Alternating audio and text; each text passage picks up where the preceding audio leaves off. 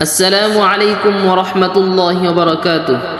হযরত দাউদ আলাইহিস সালামের পূর্ণাঙ্গ জীবনী। হযরত দাউদ আলাইহিস সালাম ছিলেন আল্লাহর মহান নবী, অসাধারণ বাদশা, জালুত বিজয়ী বীর যোদ্ধা এবং জাবুর প্রাপ্ত রাসূল। তিনি ছিলেন এমন এক নবী যার কণ্ঠে পাহাড় ও পাখিরাও আল্লাহর তাসবিহ পাঠ করত। সূচনা।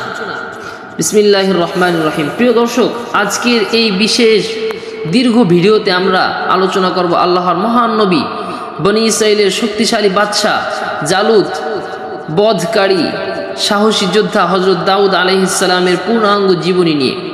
আজকের এই ভিডিওতে আমরা জানব দাউদ আলাইহিস সালামের জন্ম ও বংশ, বনি ইসরাইলের দুর্বল সময়, জালুতের ভয়ঙ্কর সাম্রাজ্য, দাউদ আলাইহিস সালামের সাহসিকতা, জালুতকে হত্যা, বাদশাহী লাভ, নবুয়ত লাভ, জাবুর কিতাব, পাহাড় ও পাখির তাসবিহ, লোহা নরম হওয়ার মুজিজা, ন্যায় বিচারের অসাধারণ ঘটনা, তার ইবাদত, তার চরিত্র, তার শেষ জীবন।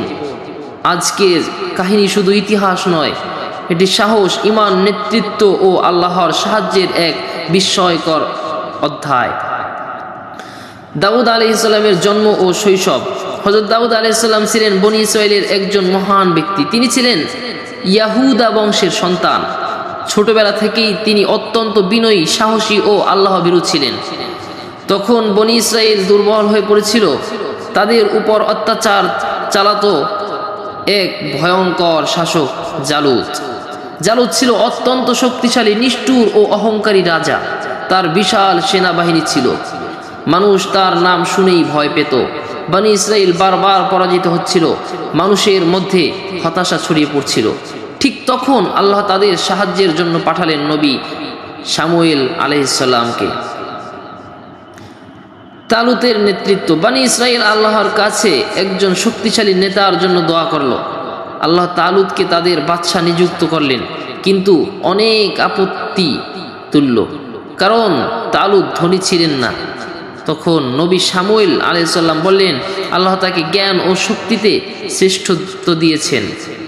তালুত সেনাবাহিনী প্রস্তুত করলেন। এই বাহিনীতে ছিলেন যুবক দাউদ আলাইহিস সালাম। জালুতের বিরুদ্ধে যুদ্ধ। দুই বাহিনী মুখোমুখি দাঁড়ালো। জালুত ছিল বিশাল দেহী ও ভয়ঙ্কর যোদ্ধা।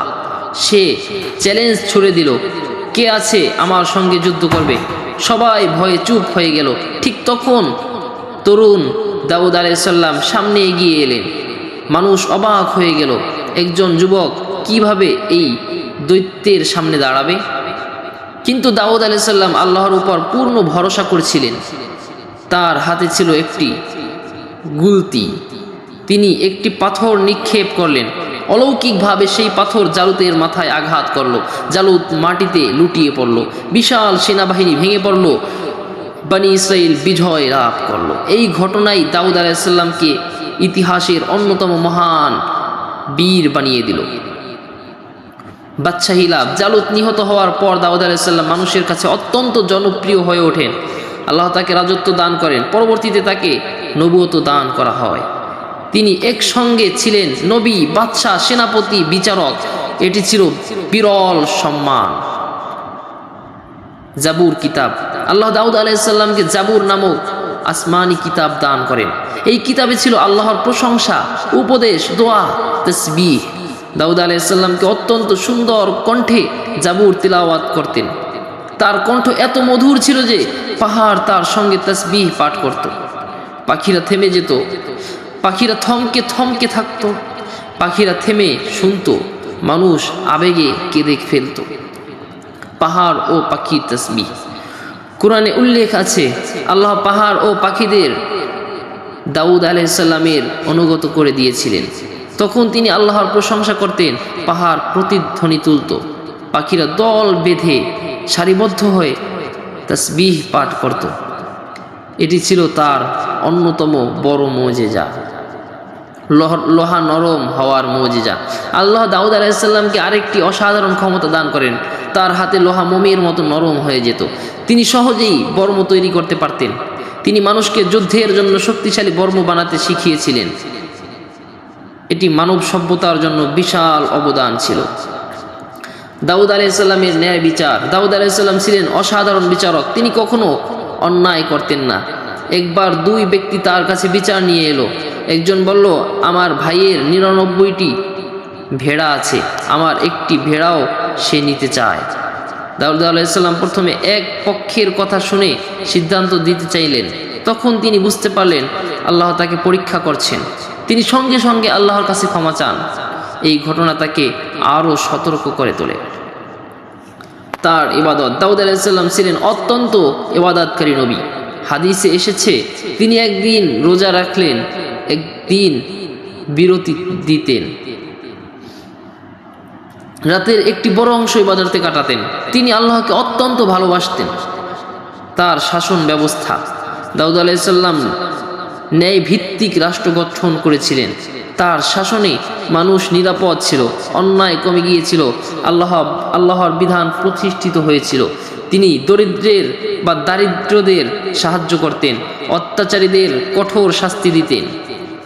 দাউদ আলাইহিসসালাম ও তার পরিবার। দাউদ আলাইহিসসালাম এর বহু সন্তান ছিল। তাদের মধ্যে সবচেয়ে বিখ্যাত ছিল হযরত সুলাইমান আলাইহিস সালাম। ছোটবেলা থেকেই সুলাইমান আলাইহিস সালাম অত্যন্ত জ্ঞানী ছিলেন। একবার একটি বিচার কার্যে সুলাইমান আলাইহিস সালাম অসাধারণ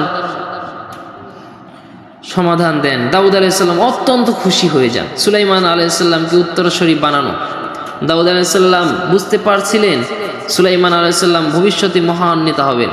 আল্লাহ তাকে বিশেষ জ্ঞান দান করেছিলেন। তাই তিনি সুলাইমান আলাইহিস সালামকে প্রস্তুত করতে শুরু করেন। দাউদ আলাইহিস সালামের চরিত্র। দাউদ আলাইহিস সালাম ছিলেন সাহসী, বিনয়ী, ন্যায়পরায়ণ, ইবাদতকারী, আল্লাহ ভীরু, দয়ালু। তিনি ক্ষমতা পাওয়ার পরও অহংকার করেননি। তার শেষ সময়, দীর্ঘ জীবন শেষে দাউদ আলাইহিস সালাম দুনিয়া ত্যাগ করেন। তিনি একটি শক্তিশালী ইমানি রাষ্ট্র রেখে যান। তার মৃত্যুর পর সুলাইমান আলাইহিস সালাম রাজত্ব গ্রহণ করেন। প্রিয় দর্শক, হযরত দাউদ আলাইহিস সালামের জীবন আমাদের শেখায় আল্লাহর উপর ভরসা করলে দুর্বল ও শক্তিশালীতে পরিণত হতে পারে। ক্ষমতা পেলে ন্যায় বিচার করতে হয়। ইবাদত মানুষকে আল্লাহর প্রিয় বানায়, বিনয় মানুষকে মহান করে। জালুতের বিশাল শক্তি ধ্বংস হয়ে গেছে, কিন্তু দাউদ আলাইহিস সালামের নাম আজও কোটি কোটি মানুষের হৃদয়ে বেঁচে আছে। আল্লাহ আমাদের সবাইকে নবীদের জীবনী থেকে শিক্ষা গ্রহণ করার তৌফিক দান করুন, আমিন। আজকের ভিডিও এই পর্যন্তই। যদি ভিডিও ভালো লেগে থাকে তাহলে চ্যানেলটি সাবস্ক্রাইব করে এরকম নবীদের অজানা সব তথ্য পেতে চ্যানেলটি সাবস্ক্রাইব করে রাখতে পারেন, এবং অজানা অনেক তথ্য পেতে চ্যানেলটি সাবস্ক্রাইব করতে পারেন। আসসালামু আলাইকুম ওয়া রাহমাতুল্লাহি ওয়া বারাকাতুহু।